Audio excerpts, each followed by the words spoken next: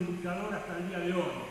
Además de ser abogado de presos políticos, es el abogado de la Galle, de Karina Germán López, abogado de los campesinos que fueron paraguayos, que fueron extraditados al Paraguay, es abogado de tantos luchadores y además es integrante de la Mesa Nacional de Convocatoria por la Liberación Nacional y Social. También tengo el gusto y el honor de presentar a Eduardo Suárez, más conocido en el café como el Negro Flores.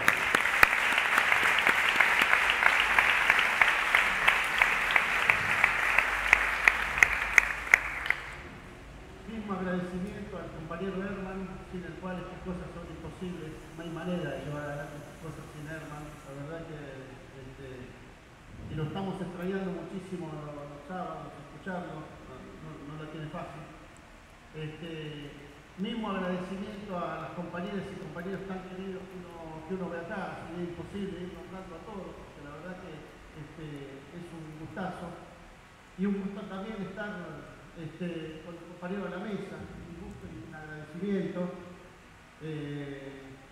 a Cristina, a Pablo, a Pedro, a Nora, y un agradecimiento también a Alejandro, porque creo que también era imposible llevar adelante esto sin las gestiones de Alejandro.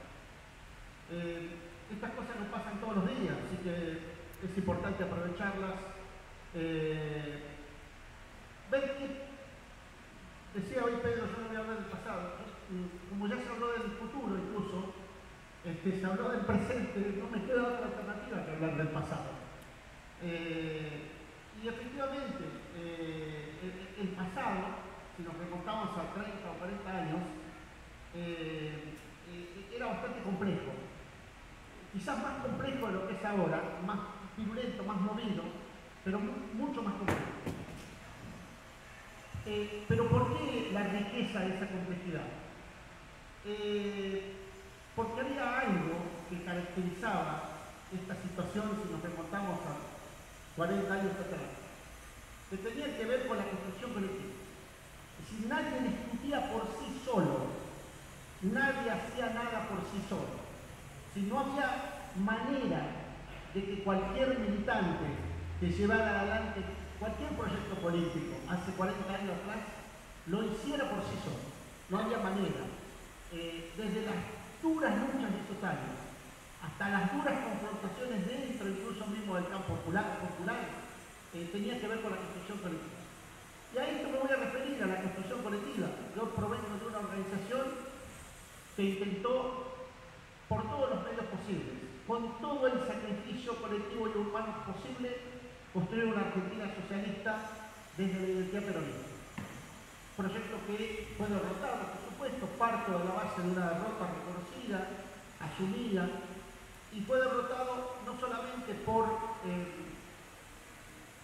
la brutalidad del enemigo oligárquico imperialista, sino también incluso por erróneas lecturas que muchas veces se hacían de las etapas que transcurríamos. Para llegar a definir qué fue Montoneros hay que remontarse un poco, aunque sea un poco, en el peronismo. El peronismo nace a la vida política como un proyecto de clases, teóricamente de clases que se podrían unificar, que podrían desarrollar un trayecto sin enfrentarse. En definitiva, el peronismo es un proyecto de alianza de clases. Ese proyecto, para empezar por el final también, se rompe casi inmediatamente de nacer.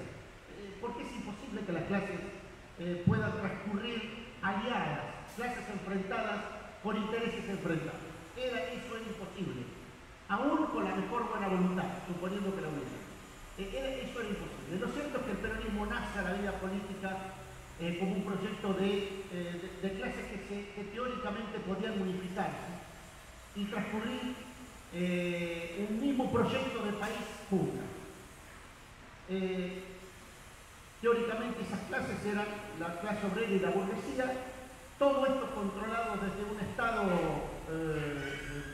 que podía definir una comunidad ideal también, como podía ser la comunidad organizada, que eso era en definitiva el objetivo del peronismo, una comunidad organizada donde las clases no se enfrentaran entre sí. Y decía que esto fracasa al poco tiempo de iniciarse. Fracasa por varias razones. La primera y más importante es que podríamos llamar una razón científica en términos marxistas, es decir, las clases sociales con intereses enfrentados no hay manera que se reconcilien, es decir, no hay forma, hasta hoy día, hasta este mismo momento en que estamos discutiendo estas cuestiones. Fracasa también por algunas cuestiones muy específicas y muy concretas hacia el interior del peronismo, que tiene que ver con que esa lucha de clases, si bien no se daba en términos organizativos, sí se daba en términos ideológicos, y básicamente hay un desplazamiento al poco tiempo de la aparición del fenómeno del peronismo en 1945 de los sectores más clasistas, digamos, dentro del peronismo. La institución de espejo en la CGT, posteriormente en el 52 la muerte de Evita, algunas cuestiones que tienen que ver con la situación internacional, que es muy importante considerar esto. El peronismo nace y se desarrolla en un proceso crucial en el mundo, como fue la Segunda Guerra Mundial o la Gran Guerra Patria, como se decía en la Unión Soviética en esos años, con una resistencia terrible al avance nazifascista, y eso hace que el imperialismo capitalista también durante un tiempo desestime, no atienda lo que ellos llamaban su patio trasero, donde América Latina era parte de todo eso, y permite la asunción de proyectos antiimperialistas, nacionalistas, no revolucionarios, pero anticolonialistas,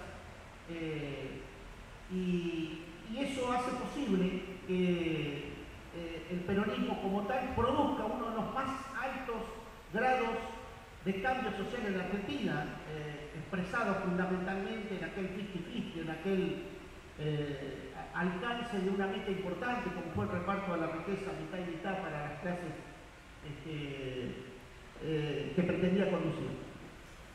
Con un conductor como el general Perón, que no era un líder marxista, ni socialista, ni revolucionario, un líder antiimperialista, ni siquiera un líder anticapitalista. Lo cierto es que el término de la guerra hace posible que el imperialismo vuelva por sus fueros y se alíe con la principal clase, que en el caso de la Argentina como en otros lugares. Si viene el imperialismo a la Argentina y ve que hay un enfrentamiento en el seno de un proyecto nacional y popular, ¿con qué clase se va a aliar? No se va a aliar con la clase obrera, se alía con la clase trabajadora, con la burguesía, con la burguesía y con la oligarquía. En definitiva, toda esa confusión de elementos que muy rápidamente estoy planteando acá hace posible que el peronismo caiga casi sin pena y sin gloria.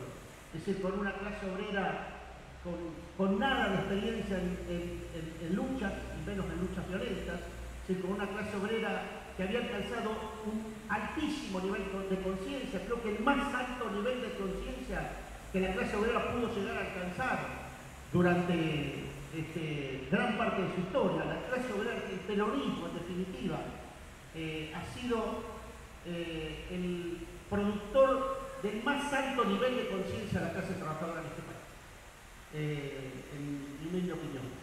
Pero eso no alcanzaba, porque el golpe sorprendió a una clase trabajadora sin organización, desarmada, con una organización que en su momento el peronismo le llamó las organizaciones libres del pueblo, pero que no eran organizaciones para resistir, para enfrentar, para pelear. No era una experiencia donde la clase obrera llegó al poder producto de sus luchas, sino producto de sucesivas situaciones como golpes de Estado y de alguna manera la intronización del general Perón a partir de todas esas debilidades de un lado.